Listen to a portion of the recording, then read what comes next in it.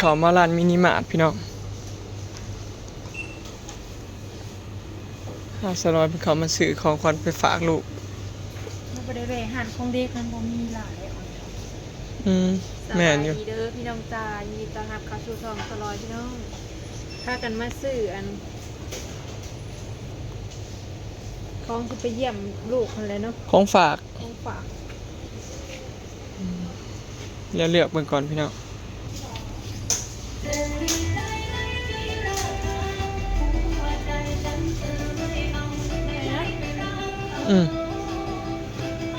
ฝากมาแบบของฝากมาแบบคือบ้านช่องแชนเนี่ยนะมันได้ใส่อะไรบ่นะแป้งมันมีอย่างนี้จ้ะอันนี้ครีมอาบน้ำเนาะใส่ได้น้ำมันออยล์ครีมอาบน้ำแล้วก็แป้งได้ทาแบบฝุ่นแบบอะไรของแม่บีไม้ลูกเขาก็ใส่อันนี้ไป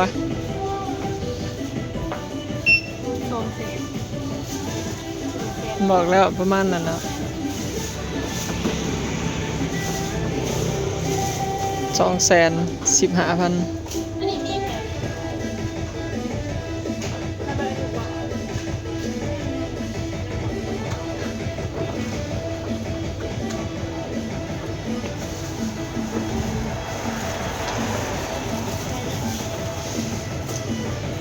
ได้แล้ว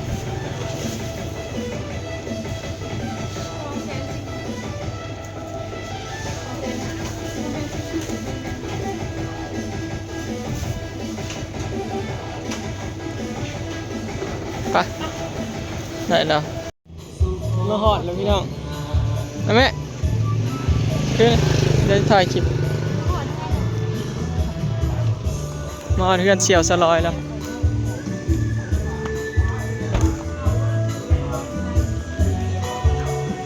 นอนอยู่ในบ่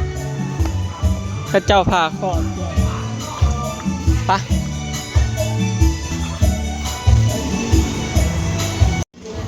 นักหอดหาลูกสาวพี่น้อง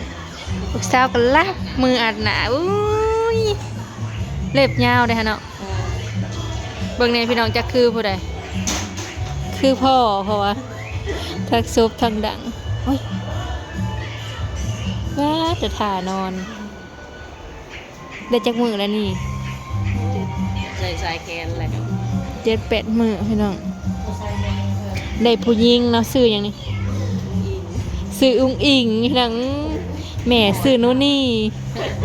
ลูกซื้ออุ้งอิงลูกสาวจ้าหมู่สลอยยังคนหนึ่งเนาะถือพาได้ไก่เสียวนั่นแหละแต่สั่งอันนี้นะเกิดวันที่17เป๊ะอะไรนะเจ็บแต่จักโมงก่อนฟ้า1 โมงจน6 โมงแรงว่ะ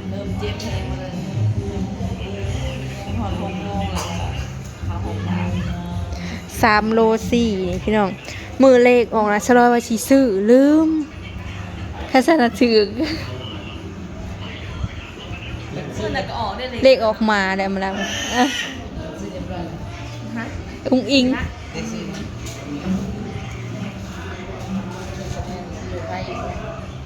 อยู่กับเย็นเตรียมเมียนที่อยู่ไทยอยู่กับเย็นคือพ่อขนาด3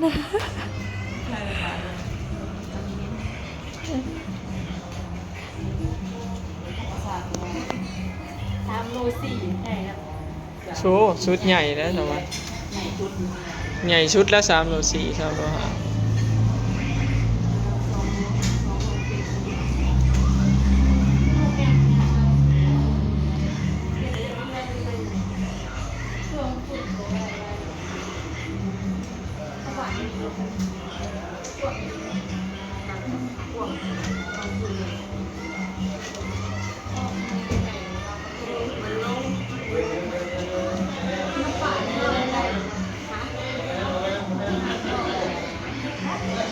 ครบในปากนะเอามาเบียร์เพื่อสิริมือละอันนี้ ยังนะ รออะไรบ่นอนเล่น บ ไก่ อลทำบอลฉันก็ บ่ไข่คือตักได้บ่ บ่ได้นอนจักเถื่อ ไข่ไข่หูซื่อๆ มีแต่ให้ถ่ายรูป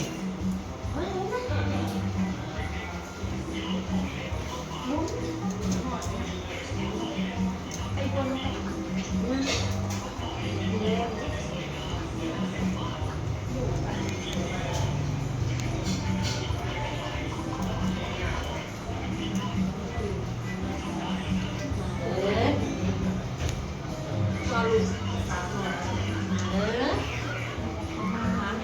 ใครจะเอาดู ป้าเนี่ย มีไก่ทางบ่ดีปานใด เดือนเดือนอะไรมาเนอะถูกเป็นเดียวตัวใหญ่เลย มีสามแปดสอง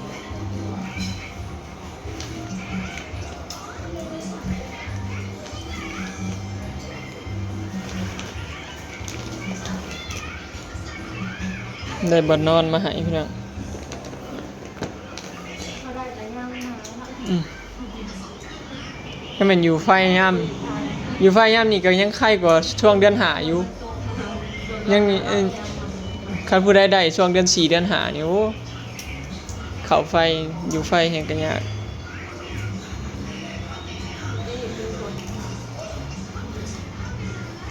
3โล4เนาะใหญ่แฮง ได้ลงในซ้ายผืนแดงเต็มเบอร์เกาพันเอาหนังเลยดูหนังพัน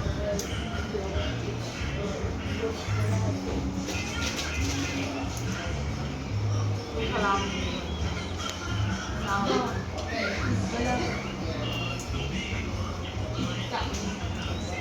คือบอก ปลาดิน มันมุก มันแหนมันสั่นมันยาวกว่ามันเป็นไข่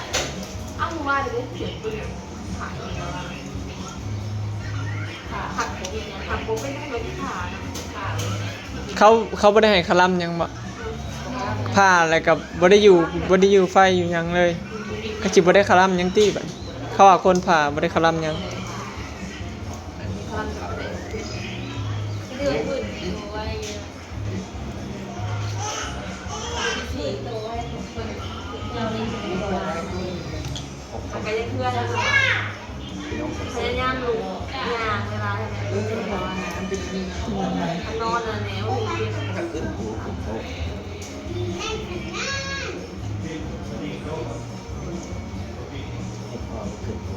มาถึงที่เหลือขายจนเป็นน้องอีกห่อนมือห่อนตีนแล้วก็ห่อนขาปวดห่อนตา กินนมแม่แหละเออ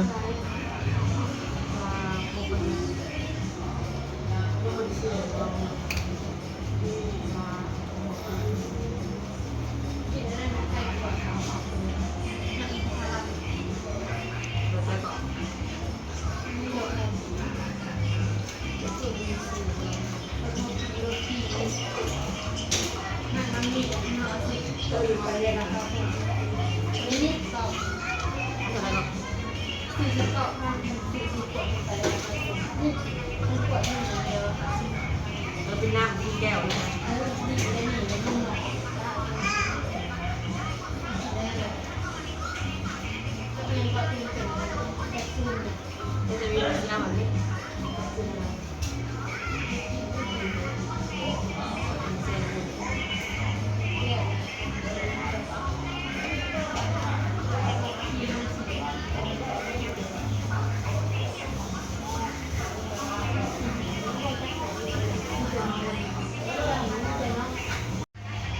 ยาวเป็นเนื้อสีเป็นยาว เบื้องนี้อันนี้มือนะ นี่มือเป็นยาว นี่มือสวยเบื้องนี้นิ้วตีนนะพี่น้อง เป็นยาว ยาวแหงอะไรไม่ได้สร้างอะไรเนาะ นั่นนี่มืออะไรชั่ว น้ององอิงเมซิโนนี่พี่น้อง อีกว่าจะใส่ยังไง เป็นตะซังอะไร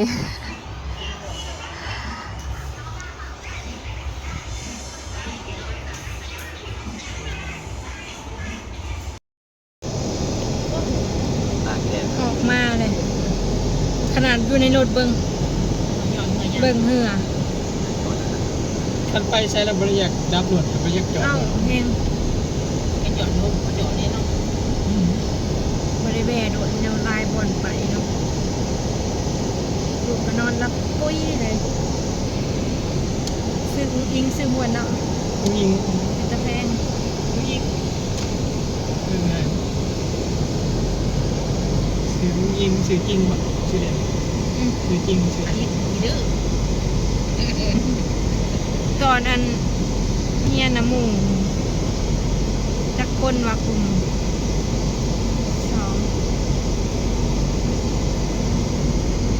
หาคนพี่น้อง6คนเนาะหมู่ในกลุ่ม ยังบรรทัดได้เอาครัวละ2กายน่ะ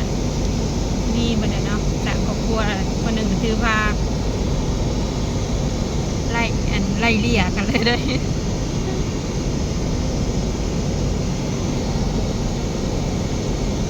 หมดขนาดเอา คุณเจ้าบูแมนเล็กน้อยนะครับเนาะรุ่นชิฮอด30 เศร้าแปดเลยเศร้าแปดเลยได้ดิเบาอ้อยนะ โซซี เศร้าหา เดือน11หมดชนะ แล้วสิเศร้าหาเดือนเบาอ้อย3-4 ปีไอ้คนหาซื้อเนี่ยบำรุงมาบำรุงเบาอ้อยเนี่ยเมื่อยแต่ซื้อแล้วพี่น้องแล้วพวกกินเองแล้วยาบำรุงอิหยังนะยาวิตามินอิหยังก่อนซื้อมาแล้วพวกกิน เมื่อยน้ำลายแล้วพี่น้องเอ้ยแท็กซี่ ขับรถชีเลี้ยวของเลี้ยว เราบ่ค่อยสนใจดอกซื้อมากับเบิดอายุเบิดคุณแล้วก็กินซื้อมาบ่กินแต่แนวมีประโยชน์จอย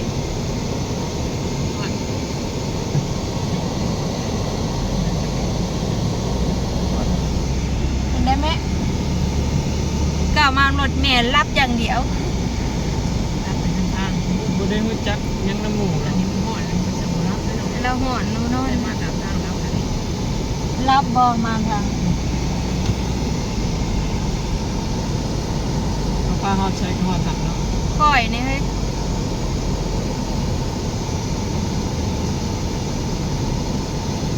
โอ้โหจะเกลือนลงไปเลยโอ้ไปหากินข้าวก่อนเที่ยงนะเดี๋ยวสิไปหาแวะกินข้าวพี่น้องใจไปทางอื่นเนาะ